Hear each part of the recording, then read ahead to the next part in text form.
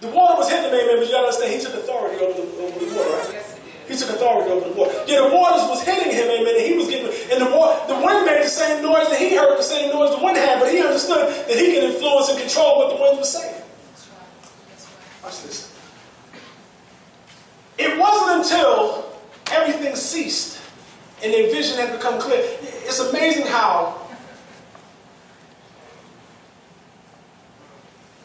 we worship him in times of peace, but have a hard time worshiping him in the storm.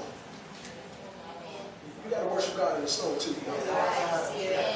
You need to learn how to worship God in the storm. Because it said that when they were in the ship and the winds had already ceased, it says, he came into the ship saying, of a truth thou art the Son of God. Well, he was the Son of God when he was walking on the water. Yes. He was the Son of God in the midst of your storm. Yes. He was the Son of God when things were coming against you. That's right. He was the Son of God when he sent you on your way. That don't wait for things to get calm to worship him once again, amen. In the midst of your storm, continue to worship him. In the midst of your problem, continue to worship him. Watch this in Mark chapter 6 and 52. It says this. The reason why they were struggling, watch this, he says this. For they considered not the miracle of the loaves, for their hearts were hardened. What causes the heart to get hard but fear? The heart shuts down in fear. Your faith will shut down if you allow the enemy to place you in fear. This is why the enemy tries to overwhelm you with problems. Because he wants you to think that you can no longer move forward. And what does the Bible say about the thinking? As a man thinketh in his heart, so is he. So he's trying to put fear in your heart. So we have to learn how to allow the word of God to get into our hearts. See, when Jesus got into the vessel, everything ceased. When Jesus gets into your heart, it doesn't matter what the enemy's throwing at you, amen, because he has to cease it. Amen. Watch this. So their heart, they didn't consider the miracle. Saints, you got to understand something. If God can multiply bread and fish in order to feed the multitude, amen, he can multiply his grace in order for you to complete your mission. Amen. He says, my grace is sufficient. My grace is sufficient. God's grace is sufficient. Regardless of what you're dealing with, the grace of God is sufficient to get you to the other side of where he's calling you to. Because you're on a mission this morning, saints, amen. You're on a mission to the things that God has called you to, amen. And all those things, amen, that the enemy has attacked you with in the past is because he learned your trigger. He learned if he overwhelmed you in fear, you'll walk away from your faith. That if he can overwhelm you in fear, that people will start to lose their faith and allow themselves to be pulled with the gravity of fear under the influence of Babylon. As it says in the Bible, amen, in the book of Daniel and Isaiah and Revelation, Babylon is fallen. Amen. It's fallen. Why would you grab hold of something that's fallen? When your God sits high. Amen. Your God is above it all. Thank you. Thank you, Jesus.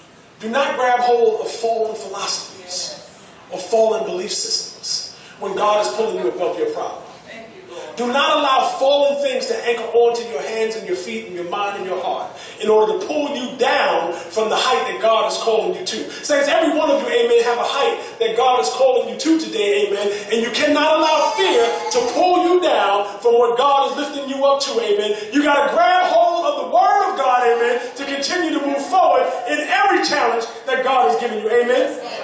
Matthew 14 and verse 34 says this, and when they were going over, they came into the land of the Gennesaret, and when the men of that place had knowledge of him, they sent out into all the country round about, and brought unto him all that were diseased. And he besought them that they might only touch the hem of his garment, and as many touched were made perfectly whole. Yes. Yes. Wow.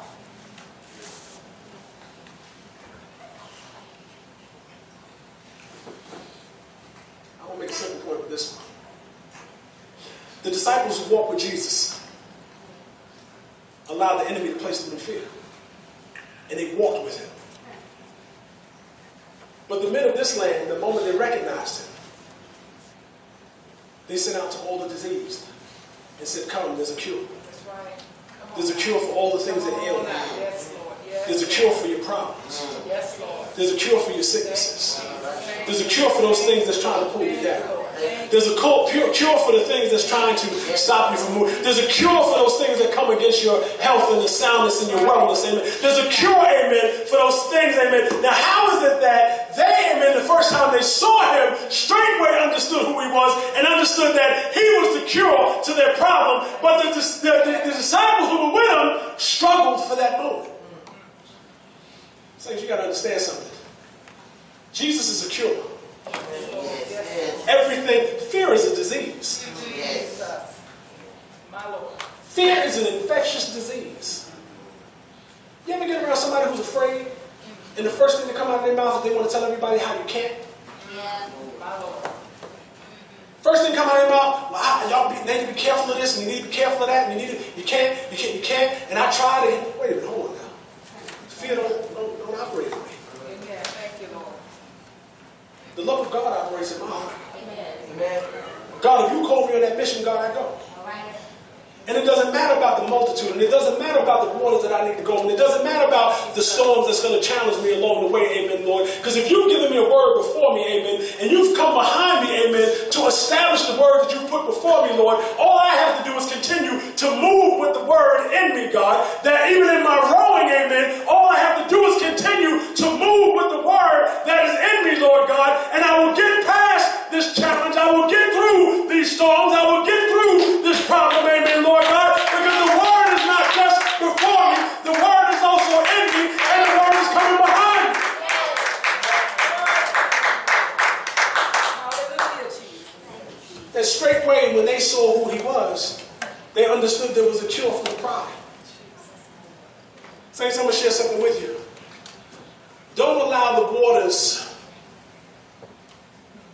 to cause your vision to become hazy about who he is. See, waters, you ever been in a rainstorm? A heavy rainstorm? Sometimes you can't see that far in front of you. I mean, if you've ever been in a heavy rainstorm, you ever drive in a heavy rainstorm, you almost can't even see a block ahead of you. Sometimes it gets so heavy, you almost can't even see 5 feet ahead of you. But if you drive, you continue to move by faith. Sometimes it's wise to pull over because you don't know what's in front of you. But on the ocean, watch this, what were they going to hit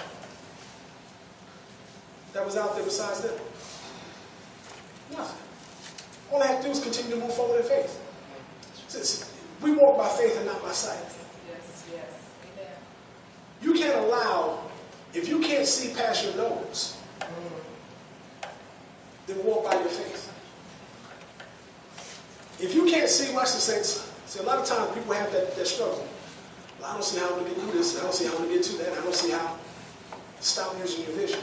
Start using your faith. Amen. God, you called me to this. God, if you called me to this, Lord, watch this. If the Lord called you to it, know that he's going to see you through it. Amen.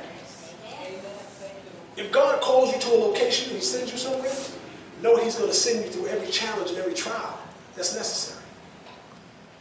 Nothing will stop you as long as you walk with the word. Amen.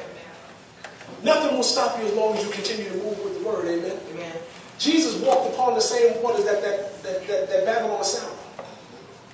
He walks on the same people and nations and multitude and tongues.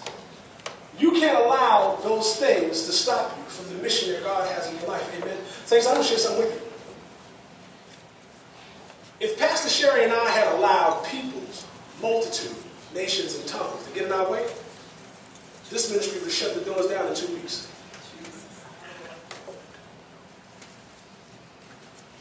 There were many who did not want to see this ministry manifest. 7 years later, here we are. Praise God.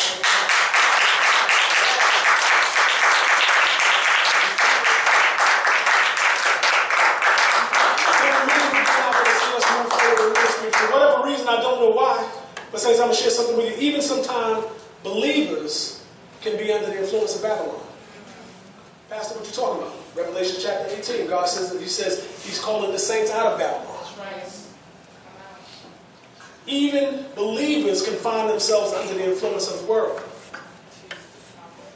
Why would the body speak against the body? A church should never speak against another church. A pastor should never speak against another pastor. That's right. If a pastor's dealing with a struggle with something, and we weren't struggling in anything, we were walking in the love of God, amen? We weren't doing anything contrary to the Word of God. We were walking in the Word of God. And was dealing with the struggles of people, nations, and multitude of tongues. But God blessed us anyway because we refused to walk by what we saw. We walked by, amen, faith, and we did what God called us to do, amen? And God has done nothing but cause this ministry to grow. And the people who've ever come here, saints, I share something with you, and everybody who's ever come to this ministry, amen, come on up, Pastor Sherry. Between 1 and 3 visits, their lives have turned around exponentially. Amen.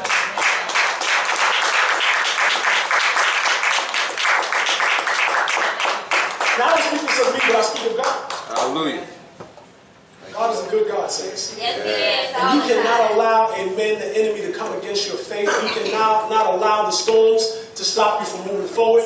You cannot allow, amen, the tongues of others and their lack of faith to prevent you from doing what God has called you to do, amen. You continue, amen, to move by faith regardless of the storms. If the word sent you, amen, keep the word inside the vessel. Because the word is also coming behind, amen, to strengthen the word that He sent you with. You got to understand that God is an omnipresent God, meaning He is everywhere, all the time, at the same time. That if He sent the word before you, amen, and He's coming